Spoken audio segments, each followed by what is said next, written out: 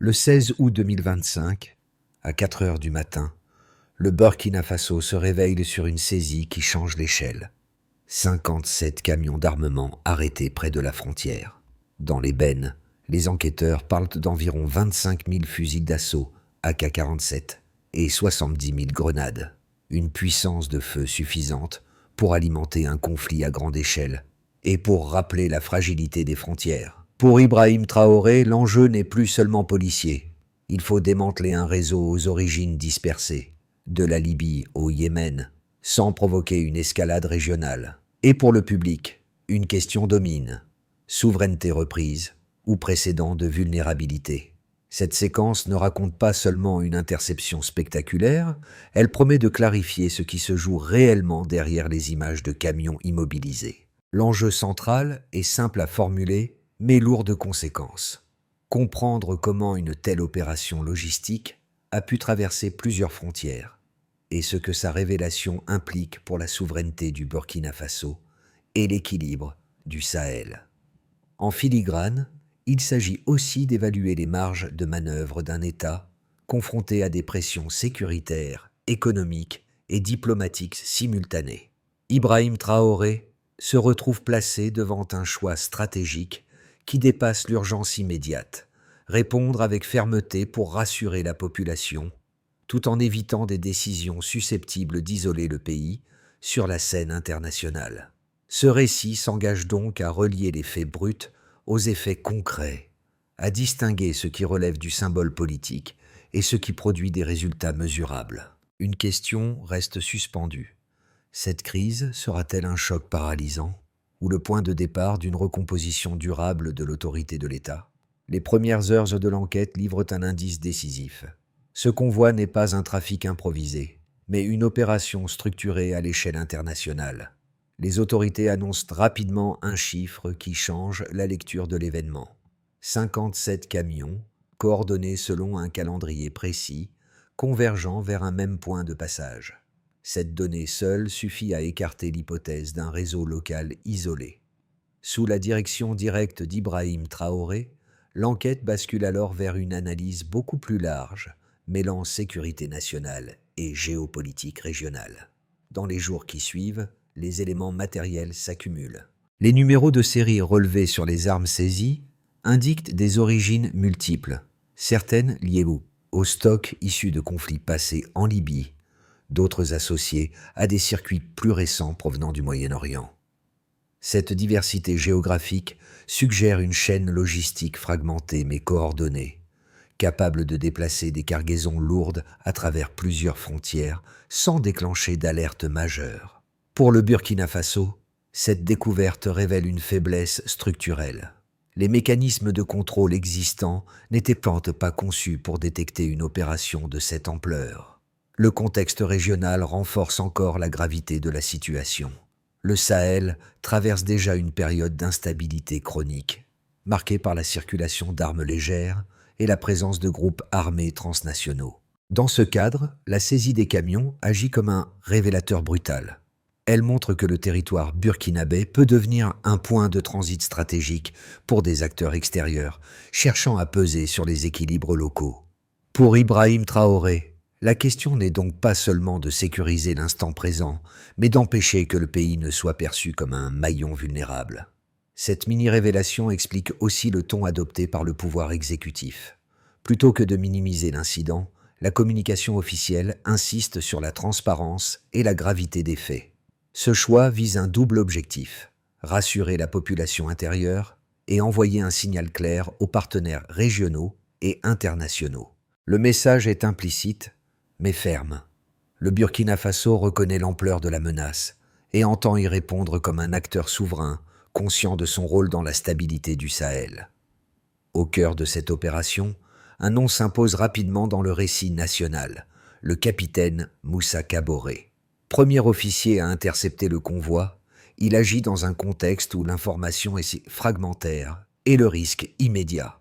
Arrêter 57 camions sans connaître précisément leur contenu, ni les forces susceptibles de les protéger, implique une prise de décision rapide, fondée davantage sur l'intuition opérationnelle que sur des garanties formelles. Ce choix transforme un officier de terrain en figure symbolique d'un État qui reprend l'initiative. L'impact de ce geste dépasse le cadre militaire. Sur le plan interne, l'arrestation du convoi agit comme un signal de présence de l'autorité publique dans des zones où la population se sent souvent abandonnée.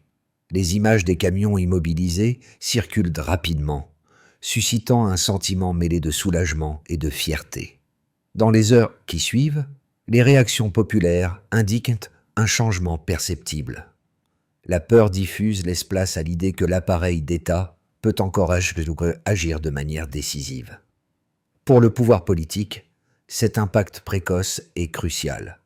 L'action de Caboret fournit un point d'appui narratif, permettant de relier l'événement à une reprise de contrôle plus large.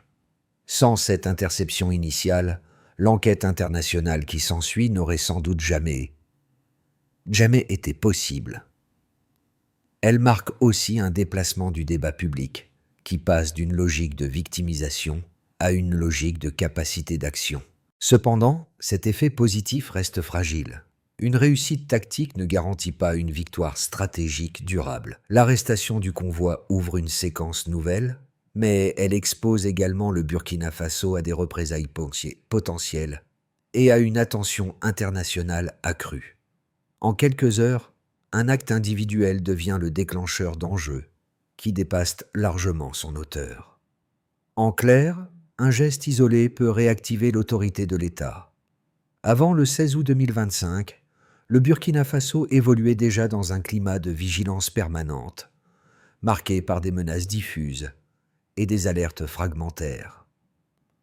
Après l'interception des 57 camions, le pays entre brusquement dans une séquence de crise structurée, où chaque heure compte et où les décisions prises engagent bien plus que la sécurité immédiate. Cette rupture temporelle est essentielle pour comprendre la suite des événements.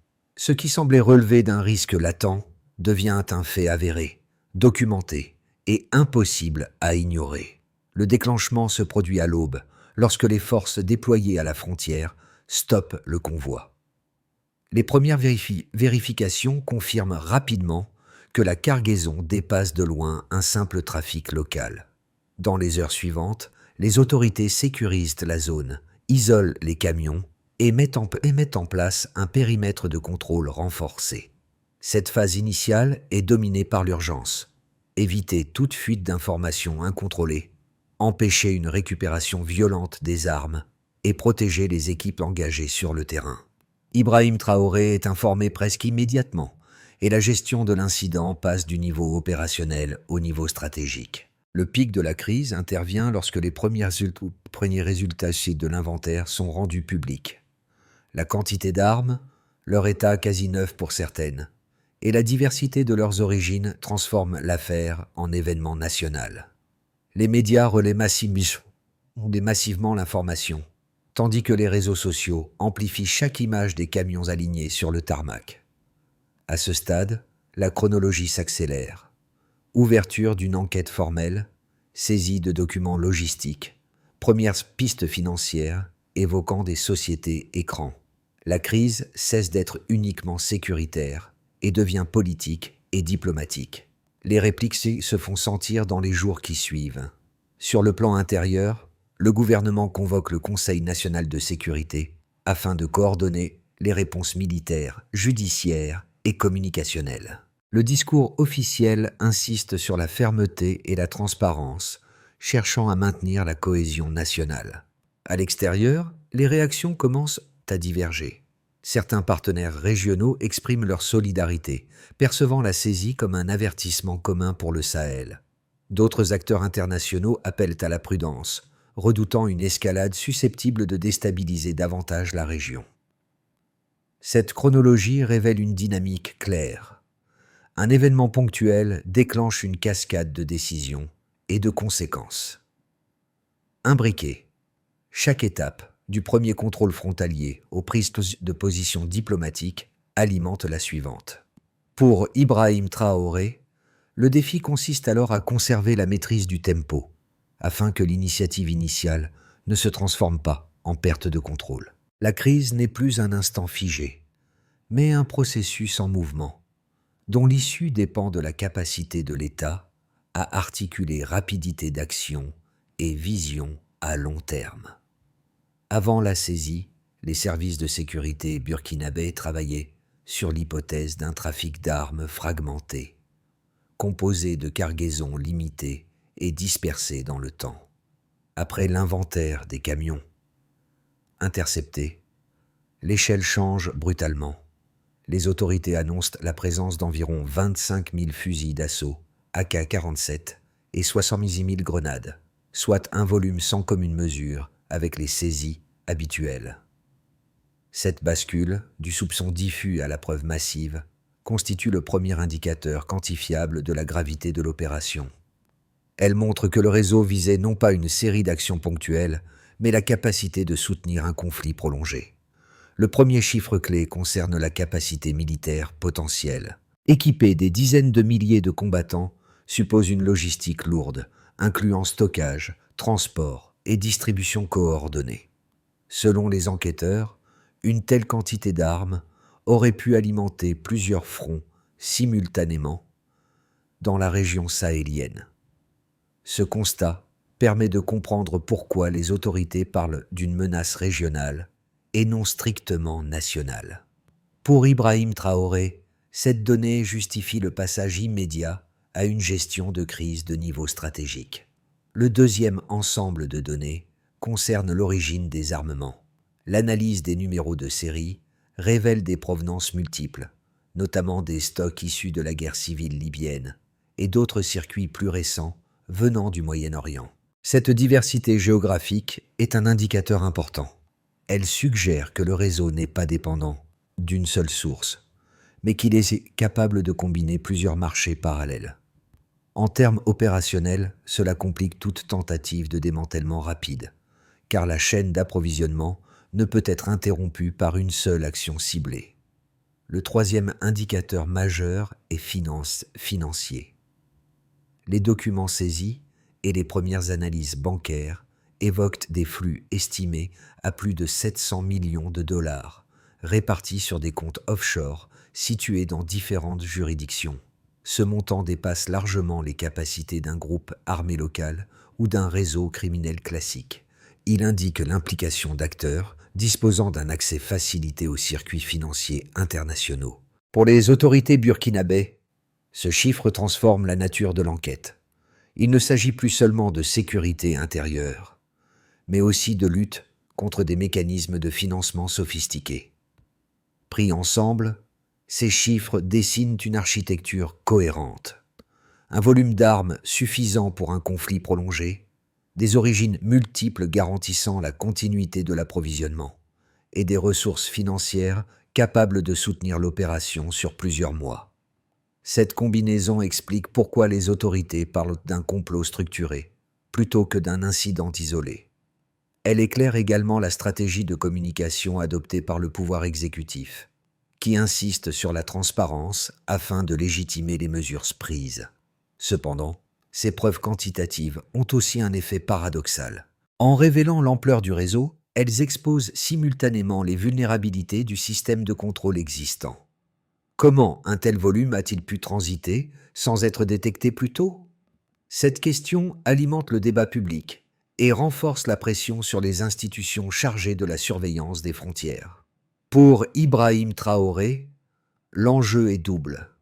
Utiliser ces chiffres pour mobiliser le soutien intérieur et international, tout en reconnaissant implicitement la nécessité de réformes structurelles.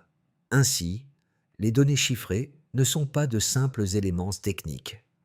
Elles structurent le récit de la crise, orientent les décisions politiques et redéfinissent la perception du risque.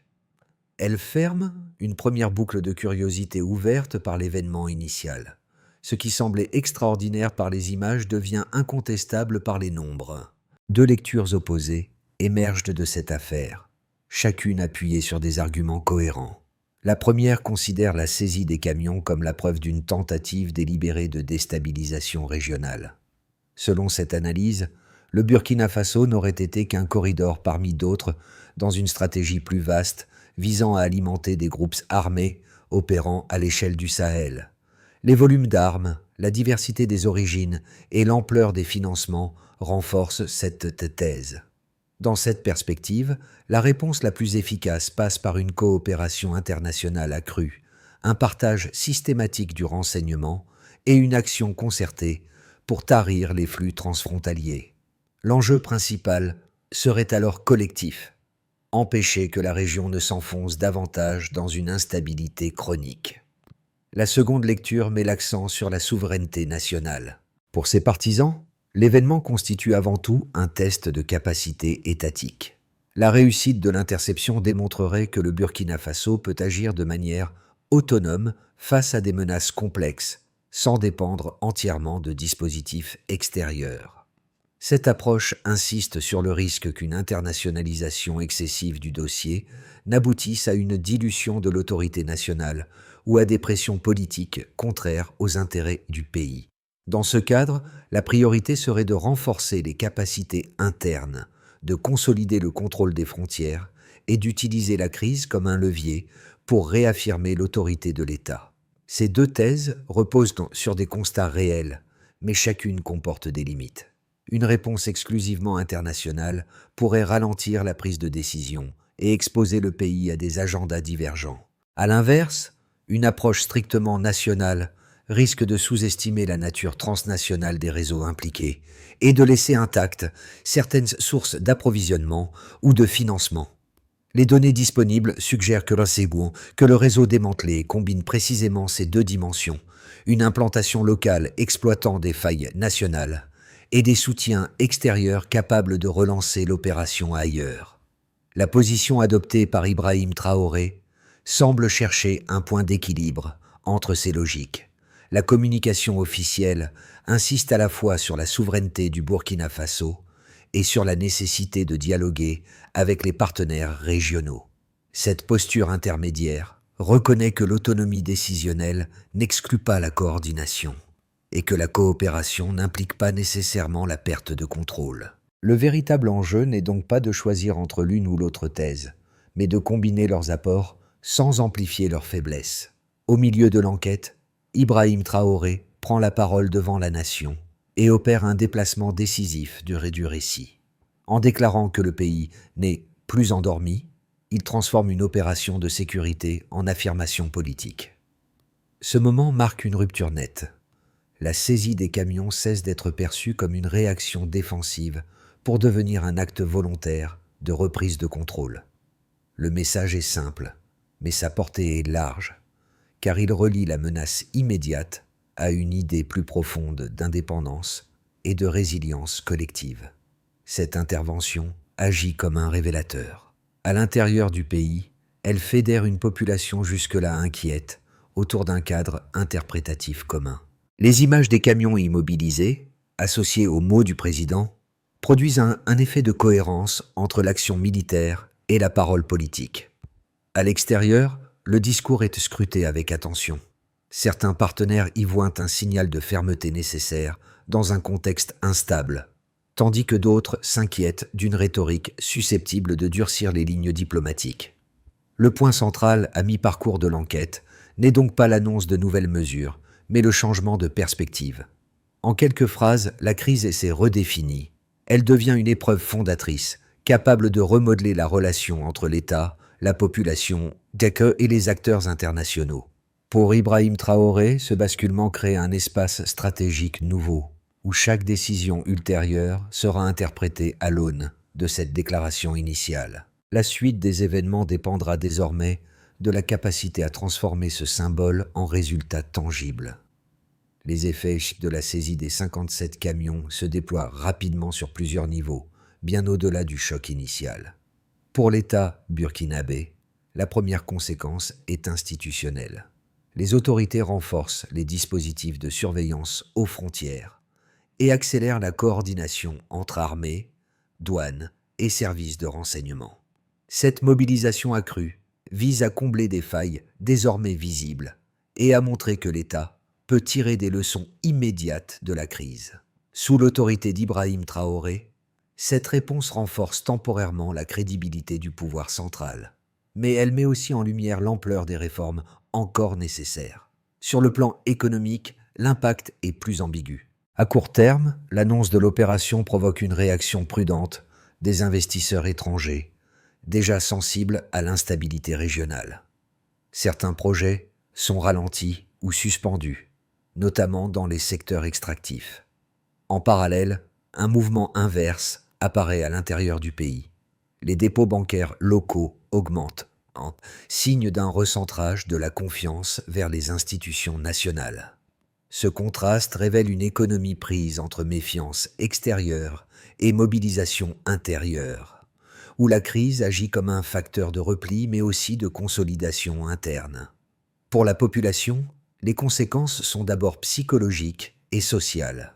Les images des camions saisis et le discours présidentiel suscitent un sentiment d'unité rarement observé depuis plusieurs années. Dans les grandes villes, comme dans certaines zones rurales, la perception dominante est celle d'un État qui a su agir avant qu'un conflit majeur n'éclate.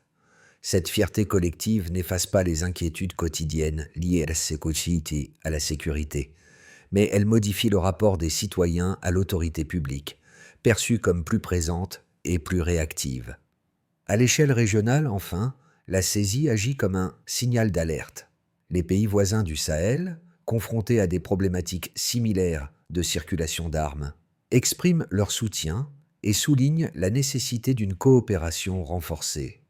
Dans le même temps, certaines puissances extérieures adoptent un ton plus réservé, appelant à la prudence et au dialogue diplomatique.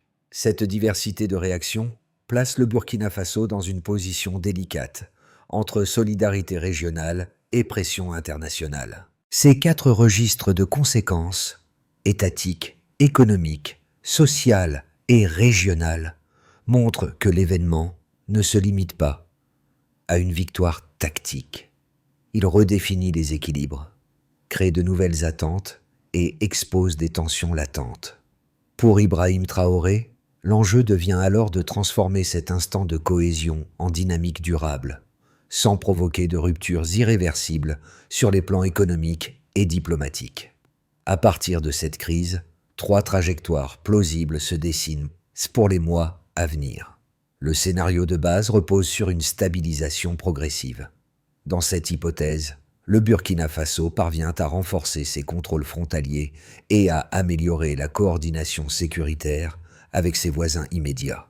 Les tensions diplomatiques persistent mais restent contenues, tandis que l'économie connaît un redémarrage lent, porté surtout par la demande intérieure. Cette voie n'efface pas les vulnérabilités structurelles, mais elle permettrait d'éviter une détérioration rapide de la situation. Le scénario optimiste suppose une conversion plus rapide du choc en opportunité. La coopération régionale avec le Mali et le Niger s'intensifie et des mécanismes communs de surveillance et de renseignement sont mis en place. La confiance intérieure se consolide, incitant certains investisseurs à reprendre leurs activités, notamment dans les secteurs miniers et agricoles. Dans ce cadre, la crise devient un catalyseur de réformes, renforçant l'autonomie stratégique du pays et améliorant sa résilience économique. Ibrahim Traoré serait alors perçu comme le dirigeant ayant su transformer une menace en levier de recomposition. Le scénario le plus défavorable envisage une escalade des pressions externes et internes. Des sanctions économiques ou un isolement diplomatique plus marqué pourraient fragiliser les finances publiques et accentuer les tensions sociales. Une recrudescence de l'insécurité ou des attaques ciblées mettrait à l'épreuve la cohésion nationale née de la saisie initiale. Dans cette configuration, les gains symboliques s'éroderaient rapidement, laissant place à une instabilité prolongée. Ces 3 scénarios rappellent que l'avenir n'est pas figé. Les choix effectués dans les semaines suivant la crise pèseront davantage que l'événement lui-même. La clé réside moins dans la prédiction que dans la capacité à reconnaître les signaux faibles et à ajuster la stratégie en conséquence. Pour les citoyens burkinabés, cette crise modifie d'abord la perception du risque. La saisie des camions rend tangible une menace souvent abstraite et lointaine, tout en montrant qu'une action préventive est possible. Dans la vie quotidienne, cela se traduit par une attention accrue aux questions de sécurité et par des attentes plus élevées vis-à-vis des institutions. Beaucoup perçoivent désormais la protection du territoire comme un enjeu collectif, et non plus seulement comme la responsabilité exclusive des forces armées. Pour la diaspora, l'événement agit comme un point de ralliement symbolique. Les échanges sur les réseaux sociaux et au sein des communautés à l'étranger témoignent d'un intérêt renouvelé pour la situation intérieure du pays. Cette mobilisation se manifeste par un soutien moral, mais aussi par des initiatives économiques modestes, comme des transferts financiers ou des projets associatifs orientés vers la résilience locale. La crise réactive ainsi un lien parfois distendu entre l'extérieur et l'intérieur. Les acteurs économiques locaux vivent, eux, une situation plus ambivalente. D'un côté, l'incertitude sécuritaire freine certaines décisions d'investissement et pousse à la prudence. De l'autre, le recentrage de la confiance vers les institutions nationales ouvre des opportunités pour les entreprises ancrées localement. La préférence accordée aux circuits internes, observée après la saisie, peut favoriser à court terme des initiatives entrepreneuriales nationales, même si cette dynamique reste fragile. Enfin, pour les jeunes générations, la séquence a une portée symbolique particulière. Elle met en scène des figures d'action et de responsabilité, capables de décisions rapides dans un contexte tendu. Sans effacer les difficultés structurelles, ce récit nourrit une aspiration à la maîtrise du destin collectif. Il suggère que les crises ne sont pas uniquement des épreuves subies, mais aussi des moments où des choix clairs peuvent produire des effets concrets. Ainsi, au-delà des débats géopolitiques, l'affaire des camions redessine les attentes et les comportements à plusieurs niveaux de la société. Elle place le public face à une question simple mais déterminante. Comment transformer cette vigilance partagée en engagement durable, sans retomber dans l'indifférence une fois l'urgence passée?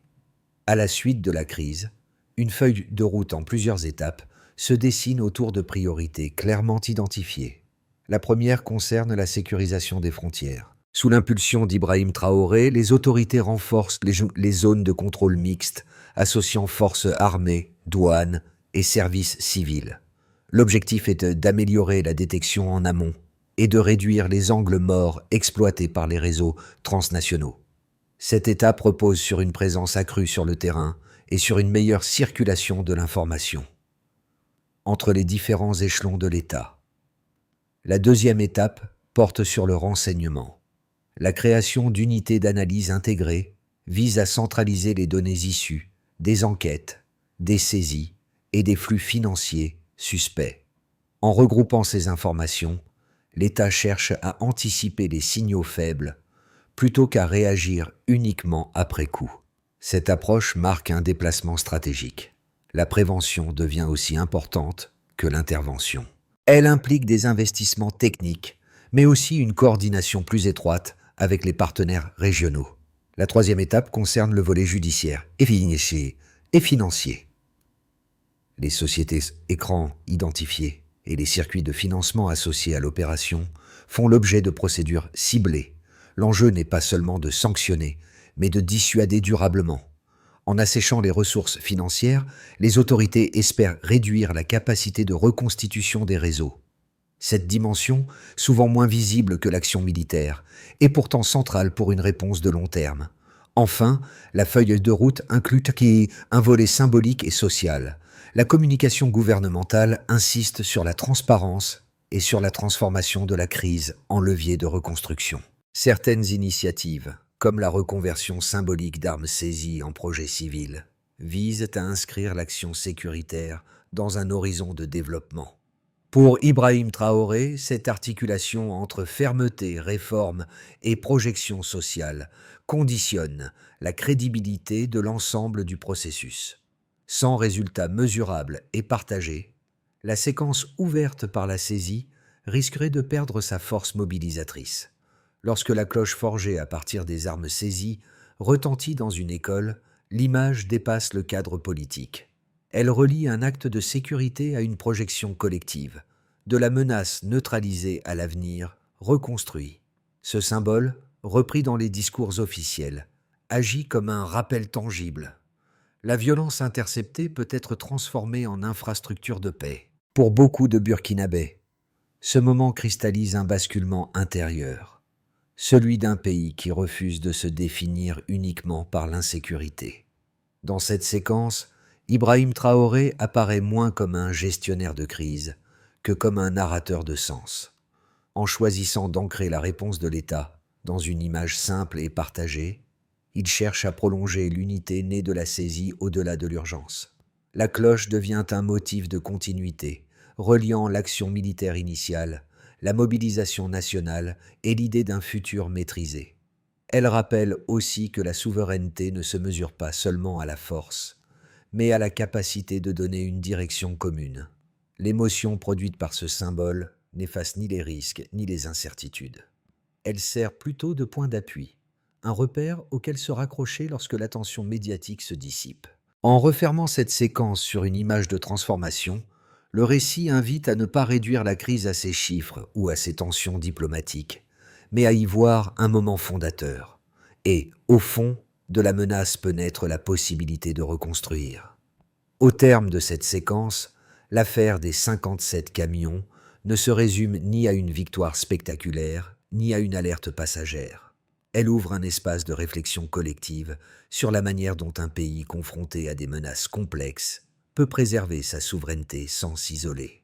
Les choix opérés par Ibrahim Traoré, entre fermeté affichée et recherche d'équilibres régionaux, illustrent une tension que partagent de nombreux États du Sahel. Agir vite tout en pensant au lendemain.